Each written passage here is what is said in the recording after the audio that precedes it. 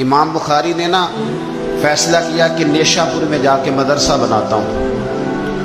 امام مسلم آپ کے شاگرد ہیں جنہوں نے مسلم شریف لکھی ہے، فرماتے ہیں جب نیشاپور امام بخاری آئے تو اتنا بڑا استقبال ہوا کہ میں نے اتنا بڑا استقبال دیکھا نہیں کبھی۔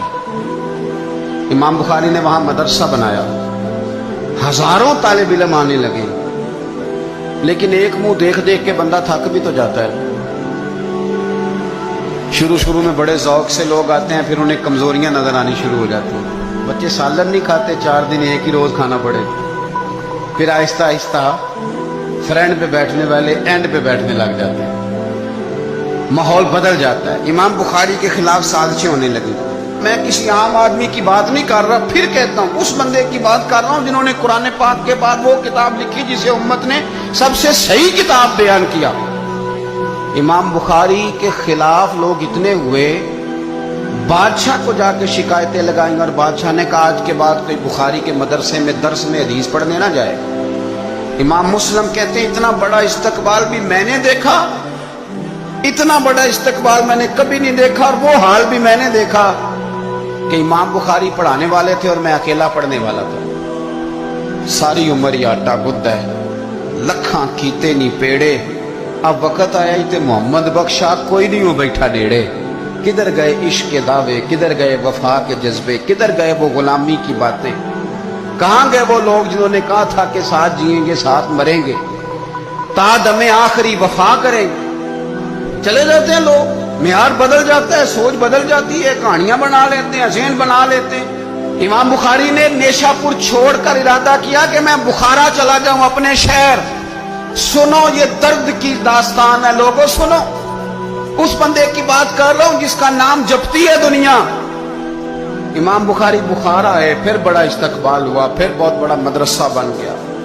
یہ وہ بندہ ہے جن کے بارے میں نبی پاک علیہ السلام فرماتے ہیں اسے میرا سلام کہنا۔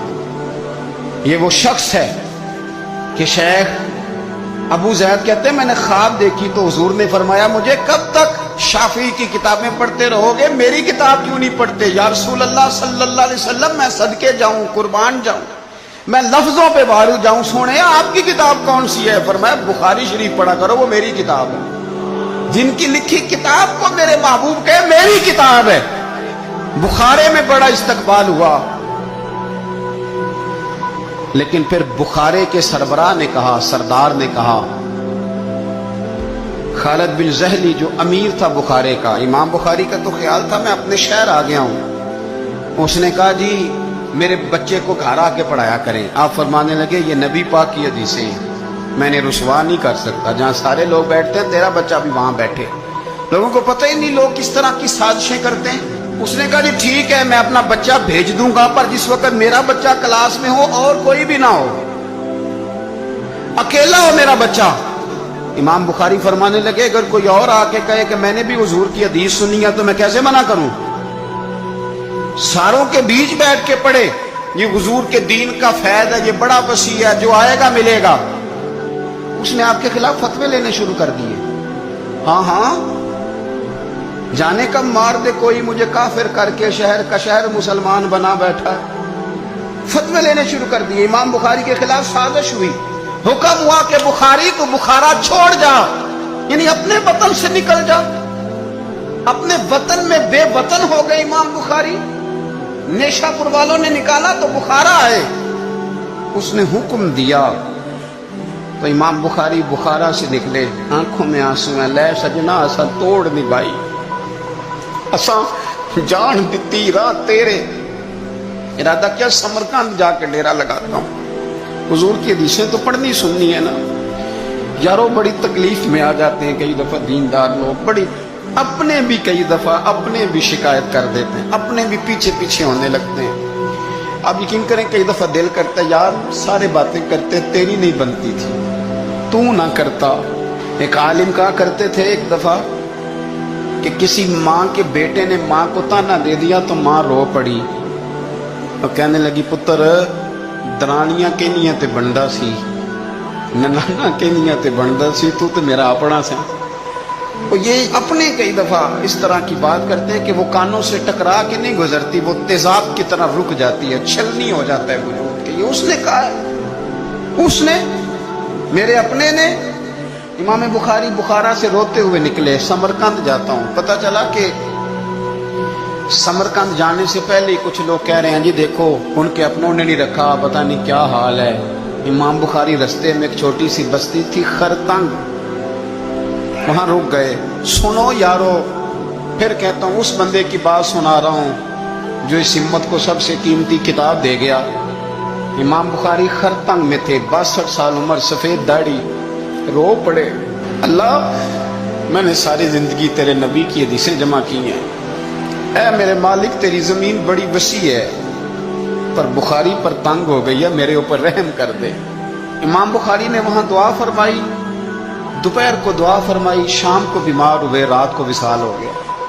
لے او سجنا اساں توڑ نہیں پائی، اساں توڑ نہیں پائی تے جان دیتی رات تیرے، مجھے کہہ لینے دیں، مجھے کہہ لینے دیں، مجھے کہہ لینے دیں، بے قدراں کچھ قدر نہ جاتی، او کیتی خوب تسلی ہو، دنیا دار پجاری زر دے کتے آندے گل ٹلی ہو، او بک بک روسن اکھیاں تکیو ویکھ حویلی کلی ہو، تے کوچ نصیر اساں جدوں کیتی، کوچ نصیر اساں جدوں کیتی، پھر پہ جانی تھر تھلی ہو، اور میرے مرنے پہ ہر سو شور مچ جائے گا، دیکھو گے کہنے الوداع سرکار خود تشریف لائیں گے۔